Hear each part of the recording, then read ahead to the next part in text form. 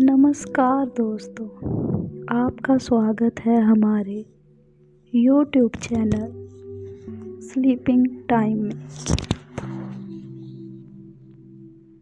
उम्मीद करती हूँ आप बहुत खुश होंगे और स्वस्थ होंगे। आज आपको मैं सुनाने जा रही हूँ एक स्टोरी जिसका नाम है बेटी की बदलती तस्वीर। लेकिन स्टोरी शुरू करने से पहले आप किसी आरामदायक जगह पर या तो बैठ जाइए या लेट जाइए और कमरे की सारी लाइट्स बंद कर दीजिए। चलिए अब हम अपनी स्टोरी शुरू करते हैं। सरला जी अस्पताल से घर आई तो देखा सीमा उनकी जगह बैठकर सिलाई कर रही थी। बेटी क्या सिल रही है? सरला जी ने प्यार से उसके सिर पर हाथ फेरा।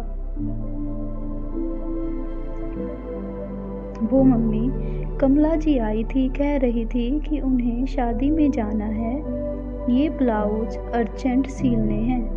मैंने कहा ठीक है, मिल जाएंगे 3 दिन में। मैंने सोचा जब तक आप आएंगी एक तो तैयार कर ही देती हूँ। आप बैठो, मैं आपके लिए पानी लाती हूँ।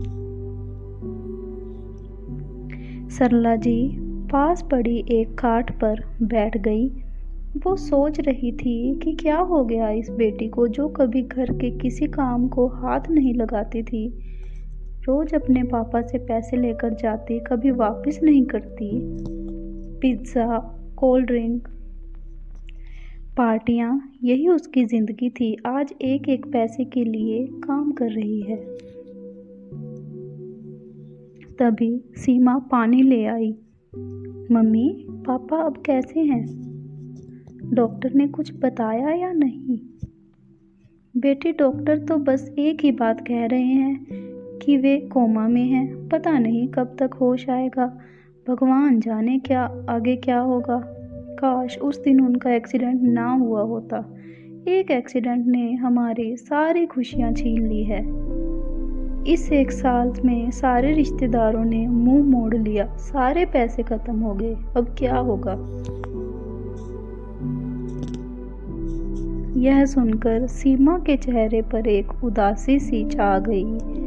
उसकी मम्मी दिन में पापा की देखभाल करती, रात को कपड़े सिलती थी। एक बड़े से घर को बेचकर वो लोग छोटे से किराए के मकान में आ गए थे। हर जगह कार से जाने वाली मेरी मम्मी आज बसों में धक्के खा रही है। पापा का सारा बिजनेस उनके पार्टनर ने हड़प लिया।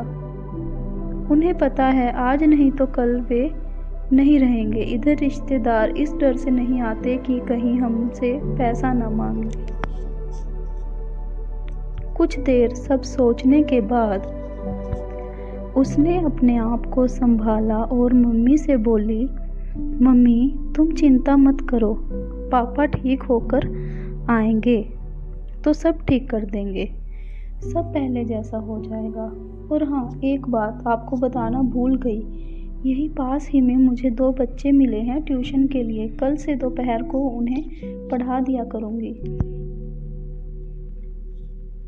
यह सुनकर सरला जी के होठों पर फीकी हंसी आ गई। बेटी को डॉक्टर बनाने का सपना उसके पापा ने देखा था। आज वही बेटी अपना सपना भूलकर, अपनी पढ़ाई छोड़कर अब ट्यूशन देने की बात कर रही है।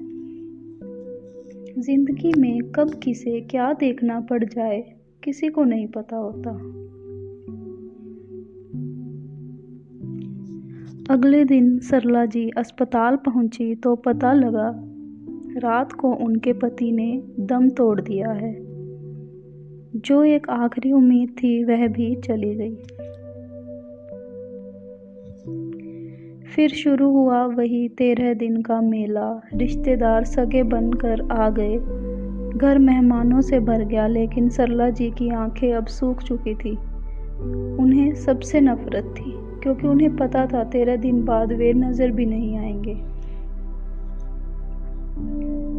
माँ और बेटी दोनों आंखों ही आंखों में एक दूसरे को देखती और इस तमाशे के ख़त्म होने का इंतज़ार करती।